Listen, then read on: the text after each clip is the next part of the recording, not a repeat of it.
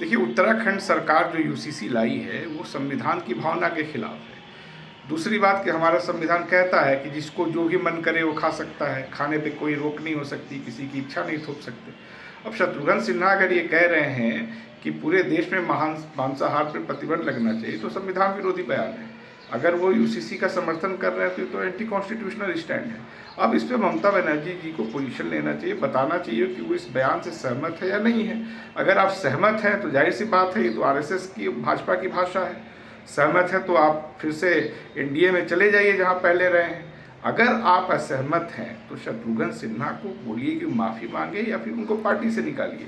आप वैचारिक और इतने महत्वपूर्ण मुद्दों पे न्यूट्रल होने का ढोंग नहीं कर सकती हैं ममता जी। दूसरी बात कि आपने, तृणमूल कांग्रेस ने बंगाल के मुसलमानों के राजनीतिक नेतृत्व को समाप्त किया है एक साजिश के तहत। जहाँ जहाँ उनका आबादी ज़्यादा है, उनका अधिकार बनता है, आप वहाँ पे मनोरंजन उद्योग से जुड़े हुए लोगों को, खेल उद्योग से जुड़े हुए लोगों को ला के लड़ा देती है, जिनको कि इन मुद्दों की समझ ही नहीं है कि उस पर वो कुछ बोल पाए। वो कुछ दिन रहते हैं फिर अपने मूल पेशा में चले जाते हैं। ये जो राजनीतिक वैक्यूम आपने पैदा किया, जिसको अराजक तत्वों से आपने भरने की कोशिश की, सेलिब्रिटीज से भरने की कोशिश की, इसका नुकसान वहाँ का मुसलमान उठा रहा है। 33% आबादी है वहाँ मुसलमानों की, लेकिन लीडरलेस है वो। आपने विधानसभा चुनाव में 48% वोट पाया, उसमें 33% अकेले मुसलमानों का था।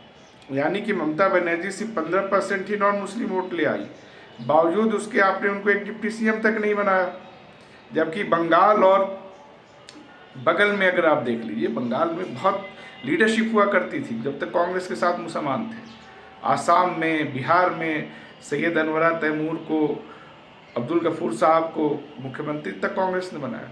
तो बंगाल के मुसलमानों को सोचना होगा कि तृणमूल के साथ जाकर के उन्होंने अपने नेतृत्व को कैसे समाप्त किया है, और तृणमूल को चाहिए कि अगर वो संविधान के खिलाफ है तो शत्रुघ्न सिन्हा के समर्थन में रहे, और अगर वो संविधान के पक्ष में है तो शत्रुघ्न सिन्हा को पार्टी से निकाले।